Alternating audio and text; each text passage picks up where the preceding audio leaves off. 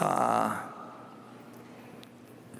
would not get excited about so-called alternative investments.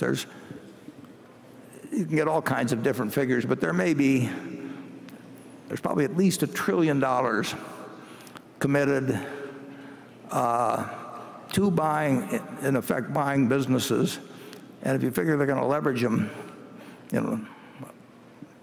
2 for 1 on that, you may have $3 trillion of buying power trying to buy businesses in the U.S. market, maybe something over 30 trillion now, but there's all kinds of businesses that aren't for sale in that thing. So the supply-demand situation for buying businesses privately and leveraging them up has changed dramatically from what it was 10 or 20 years ago. And I'm sure it doesn't happen with your Winnipeg operation, but we have seen a number of proposals from private equity funds where the returns are really not calculated in a manner that,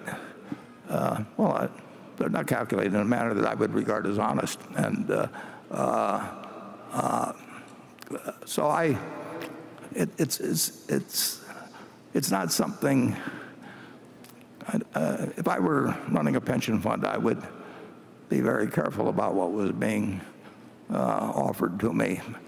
If you're going to have a choice in Wall Street between being a great analyst or being a great salesperson, the salesperson is the way to make it. If you can raise $10 billion in a fund and you get a 1.5% fee and you lock people up for 10 years, you and your children and your grandchildren will never have to do a thing if you are the dumbest investor in the world. Charlie? Well, I think what we're doing will work more safely than what he's doing, but I wish him well. Yeah, Brent, you sound like a guy that I would hope would be working for a public pension fund, because frankly, most of the institutional funds, we had this terrible right here in Omaha, and you can get a story of what happened with our Omaha Public Schools retirement fund, and they were doing fine, and until the manager started going in a different direction, and the trustees here, perfectly decent people, and the manager had done okay to that point, and it became. They were smarter in Winnipeg than they are here. Yeah, well, that was pretty bad here. It's not a fair fight, actually, usually when a bunch of public officials are listening to people who are motivated to, who really just get paid for raising the money. Everything else is gravy after that. But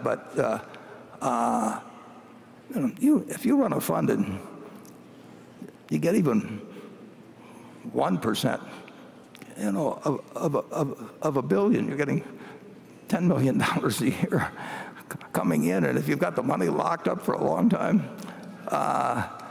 it's a very one-sided deal. And I told the story of asking the guy one time in the past, why in the world can you ask for 2 and 20 when you really haven't got any kind of evidence that you are going to do better with the money than you do in the index fund? And he said, well, that's because I can't get 3 and 30. What I don't like about a lot of the pension fund investment is I think they like it because they don't have to mark it down as much as it should be in the middle of the panics. I think that's a silly reason to buy something, because you're given leniency in marking it down. Yeah, and when you commit the money, in the case of private equity often,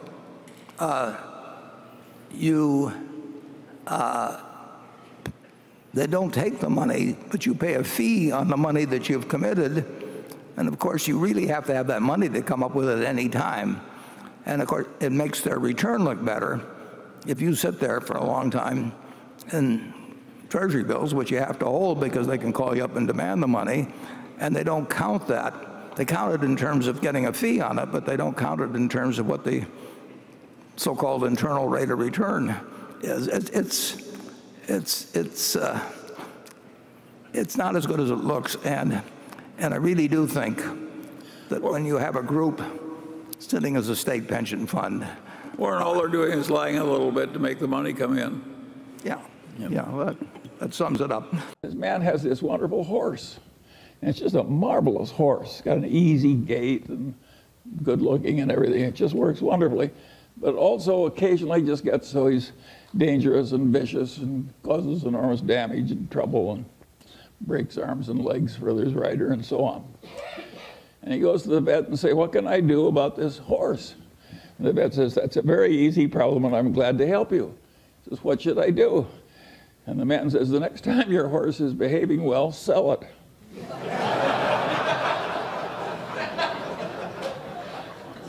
Well, think of how immoral that is. And haven't I just described what private equity has to do?